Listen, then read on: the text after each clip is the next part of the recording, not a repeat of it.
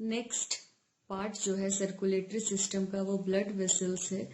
ये there are 3 types of blood vessels, arteries, veins and capillaries. तो हम सबसे पहले देखेंगे कि आर्टरी और वेन। आर्टरी को धमनी कहते हैं और वेन को शिरा कहते हैं। तो धमनी और शिरा में क्या अंतर है ये हम देखेंगे। तो पहला पॉइंट जो मैंने लिखा है आर्टरी में कि it carries oxygenated blood, but pulmonary artery is an exception that carry deoxygenated blood from right ventricle to lungs। और वेन में मैंने पहला पॉइंट लिखा है कि it carries deoxygenated blood but pulmonary vein is an exception as it carry oxygenated blood from lungs to left auricle। Artery में हमेशा oxygenated को हिंदी में ऑक्सीकृत कहेंगे। तो धमनी में हमेशा ऑक्सीकृत रक्त का प्रवाह होता है, लेकिन फुफ्फुसीय धमनी जो है वो एक अपवाद है, क्योंकि वह अनऑक्सीकृत रक्त को हृदय के दाएं निलय से फेफड़े तक पहुंचाता है। वहीं हम वेन में देखें तो वेन में जो शिरा में हमेशा अनऑक्सीकृत रक्त का प्रवाह होता है, लेकिन फुफ्फुसीय शिरा जो है वो एक अपवाद है, क्योंकि उसमें हमेशा ऑक्सीकृत रक्त का प्रवाह होता है फेफड़े से हृदय के बाएं अलिंद में। दूसरा पॉइंट जो है कि arteries are deeply seated but veins are present superficially just below the skin. मतलब आर्टरी जो है वो हमारे शरीर के बहुत अंदर हिस्सों में धंसा रहता है, लेकिन वेन जो है वो जस्ट स्किन के त्वचा के नीचे पाया जाता है। आर्टरीज में देखें तो valves are absent but in veins valves are present.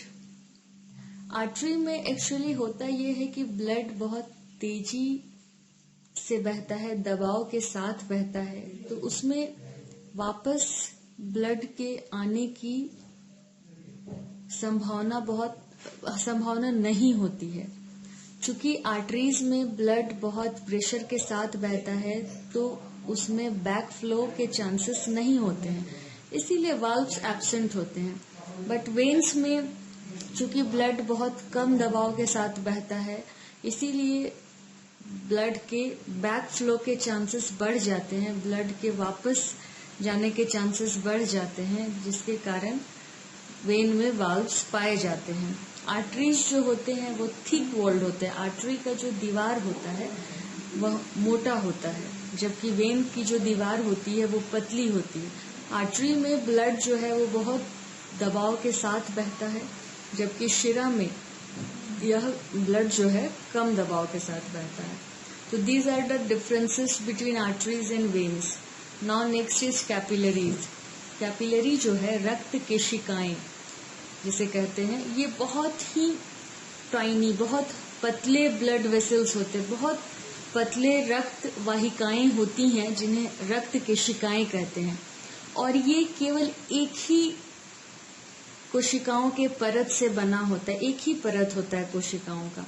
They are made up of single layered cells and they help to connect arteries and veins. ये हमेशा आर्टरीज और वेन्स जहां पे कनेक्ट होते हैं वहां पर कैपिलरीज पाए जाते हैं।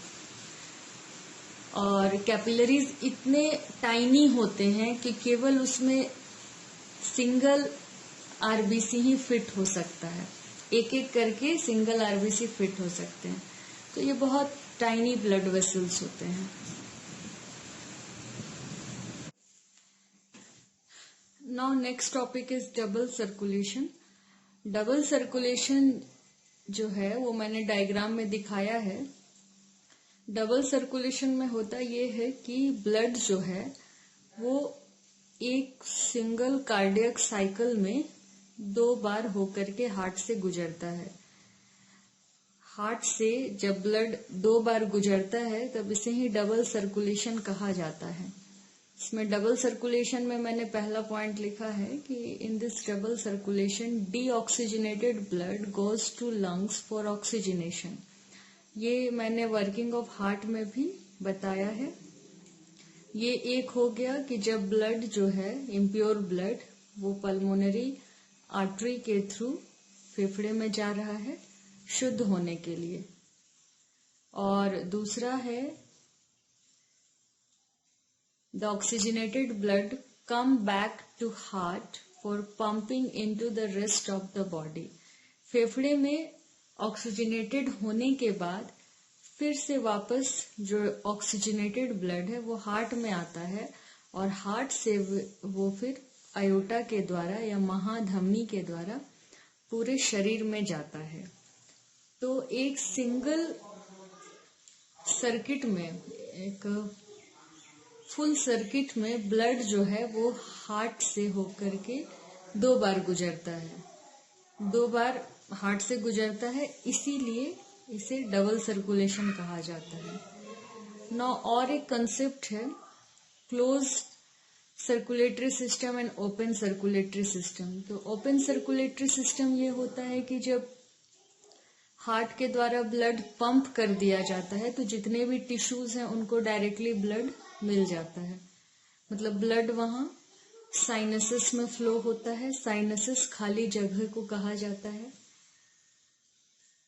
और दूसरा है क्लोज सर्किट। इसमें होता है कि जो ब्लड है वो क्लोज्ड ट्यूब्स के अंदर फ्लो होता है, बंद नालियों के अंदर घूमता है, तब उसे ही क्लोज सर्किट कहा जाता, क्लोज सर्कुलेटरी सिस्टम कहा जाता है। और ये क्लोज सर्कुलेटरी सिस्टम होता है हम लोगों में, मैमल्स में, एव्स में। और ओपन सर्कुलेटरी सिस्टम जैसे कॉकरोच हो गए हैं, ये सब में होता है। अगला टॉपिक है ब्लड क्लॉटिंग, जो कि प्लेटलेट्स का फंक्शन होता है। Blood clotting is a function of blood platelets. अब यहाँ पे हम ये देखेंगे कि ब्लड क्लॉट कैसे होता है। तो ट्रोमेटाइज्ड टिश्यू जो मैंने लिखा है, अगर टिश्यू किसी तरह इंजर्ड हो जाता है, टॉर्न हो जाता है, वहां से कट जाता है, तब उस कटे हुए टिश्यू के पास, उस रप्चर टिश्यू के पास प्लेटलेट्स, ब्लड का जो प्लेटलेट्स है वो जा करके जमा हो जाता है।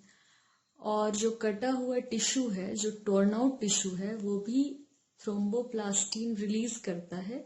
और जो ब्लड प्लेटलेट्स जो उस जगह पे जा करके जमा हो गया है वो भी प्लेटलेट थ्रोम्बोप्लास्टिन रिलीज करता है। और थ्रोम्बोप्लास्टिन और प्लेटलेट थ्रोम्बोप्लास्टिन दोनों कंबाइन होते हैं in the presence of calcium ion and certain proteins, and they will form prothrombinase. Prothrombinase एक एंजाइम है जो बहुत जरूरी है प्रोथ्रोम्बिन को एक्टिव करने के लिए। मैंने आपको पहले भी बताया होगा कि अगर किसी प्रोटीन में प्रो या फिर प्रो प्रीफिक्स या फिर जेन सफिक्स लगा हो तो उसे इनएक्टिव एंजाइम कहा जाता है। तो इसी तरीके से जब थ्रोम्बोप्लास्टिन और प्लेटलेट थ्रोम्बोप्लास्टिन दोनों कंबाइन होते हैं तो ये प्रोथ्रोम्बिनेज एंजाइम बनाएंगे। और इस एंजाइम का 2 फंक्शन है। पहला कि ये हेपरिन को इनएक्टिवेट करता है। अब यहाँ पे क्वेश्चन ये राइज होता है कि हेपरिन क्या है। तो हेपरिन एक नेचुरल एंटीकोआगुलेंट है।